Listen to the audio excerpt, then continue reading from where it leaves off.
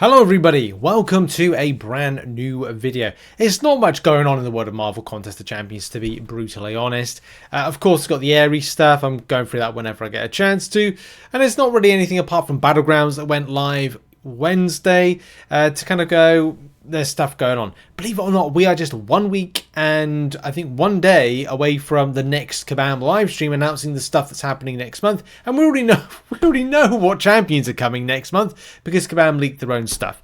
Anyway, I've still got some ideas for content which I'm going to put out at the weekend. Stuff like, talking about pity system again, that coming back, and some other things as well. So there's going to be more dissection based content and an interesting thing around the Legends crystal, which of course is always important and something that why I remind you is going to be a bit of an interesting topic, and some other fun stuff as well. Anyway, just talk about some options, shall we, for week 3 of the side quest. For those having fun in the side quest, do you have fun in the side quest? You might do. For those that do, there are going to be some fun champions to take on the paths that are good counters, and of course against your final boss if you haven't done the Gorr fight already. And if you're doing threat level 5, you'll have to go up against Biohazard and Vigorous Assault.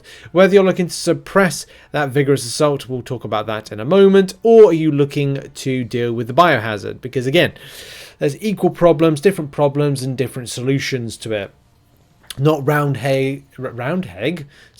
pegs in square holes kind of thing, or square pegs in round holes, whatever the term or the expression is. So let's get into it. I'm going to throw some footage of some things in flight and action. But first of all, we start off with the left-hand side, ionized armor, kinetic transference. What pesters you about this? Is it the power gaining elements of the enemies? Is it going to be ionized armor and armor ups and buffs in general that you want to suppress?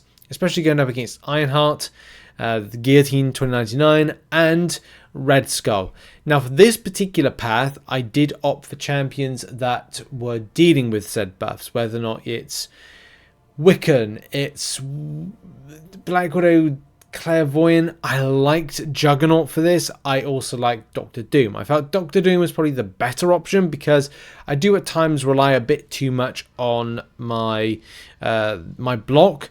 And of course, it's very difficult against Red Skull. Red Skull will require you to think outside the box because I believe that armor is nullify immune. So with that nullify immunity, which I can't remember 100%, but I'll go with it is because my brain's telling me it. That dealing with that is either you're not punishing it, but kind of like dealing with it in a different way. And whether that's more Wiccan orientated or it's America Chavez orientated, you're looking to exude some punishment by different means rather than going, oh, I'll just use Juggernaut because that's going to work. No, you may even want to bring an armor breaker onto it in order to deal with those armors, because if you can't nullify them, armor break them. That's going to be the alternative to it. As long as you do the parry heavy or heavy in general to throw into Guillotine 2099 to knock it down, you should be fine with being able to then deal with the miss side of things. And that's really the options and champions I used effectively against this. I've updated the guide, but to be honest, I'm thinking about whether or not I'm actually going to be doing any of these guides in the future. Just because side quests are a bit kind of like, I'll still do it because it's something that I kind of like to do. So yeah, always do stuff that you like to do at the end of the day when it comes to MCOC, especially in content. If we're looking at the center path and you're looking for any kind of option, I personally go with dealing with Transducer and Langer to counter with the champions that are power control immune options. So your King Groots, Venom Pools, Hulklings, Gallon and Terex, those are some very good options to take on the path, and it's very easy. Like, it's a mutant path right at the very end. I do recommend using King Groot or any kind of armor breaker just to shut down what Emma Frost has as part of a kit. Or you could use reverse control immune champions, but to be honest, it's best to focus on Transducer, but mainly Langer, because you will get some direct damage on you as a result. But I found that the elements of countering power drain are probably the way to go with it. So yeah, that's who I used, or who I kind of recommend for that. On the final path, however, we got champions that got a buffet over time, Indomitable and Just a Scratch. Now, I feel that this would be better to deal with. You could go with champions that are able to deal with just a scratch, and that would be very much, I think it's not heal blockers. Yeah, I think it's heal blockers. The defender's healing abilities can't be reversed when this would occur. Yeah, so heal blocking instead. So any heal block champion is good for this particular path. I went more to deal with the buffet over time, in that if you get a buff, then you're basically healing up the enemy. I was like, nah, I ain't doing that. So I went science champions.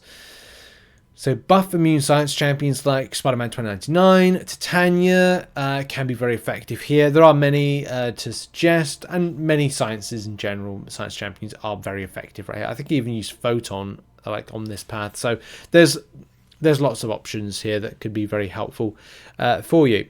So we're then going to finish up the video on the final fight. Oh, make sure to kind of like knock down, do a heavy attack against Absorbing Man. Just do that. Please do that. Gorr. Okay. How you focus on this is either the Vigorous Assault way of dealing with the regen buff for the unblockable. Or if you want to do what I did, is dealing more with the Biohazard. I felt the Biohazard was something I wanted to deal with first, or deal with that as a problem. The Vigorous Assault was kind of like, it wasn't a frustration. Yeah, the champion regens, so he's going to become unblockable. Okay, fine. Should I have a champion to deal with that as Mystic? Yeah, but I felt that like it was better to focus on something when it came to double immunity, and using Iceman or using Hercules. Hercules has part of his kit that he reduces damage coming in from bleed and poisons.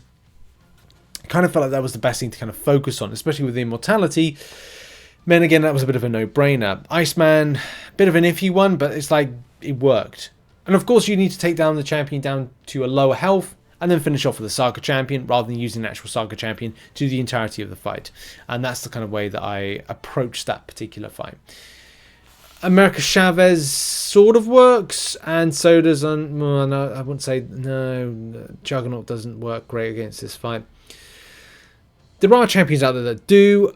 They're probably better champions that have the immunities to all of the things that you're going to get hit by Gorr, whether it's bleed, because you can get bled in any case, and poisons, because you can get poison, and shocks. So a big smorgasbord of all those damaging debuff effects.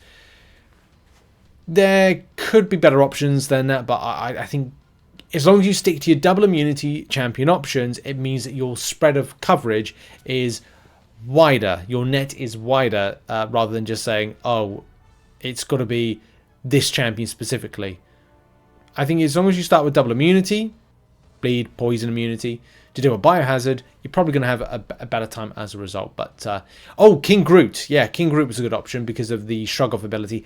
And also, if you choose not to engage in a fight for a large length of time, provided you've got an awakening and a high signature version, you're literally regenning anything that's coming through to you on damage potential. So yes, that was a very, very good option, King Groot, for that. I've actually got to put that into my guide when I re-upload this, or upload this, sorry.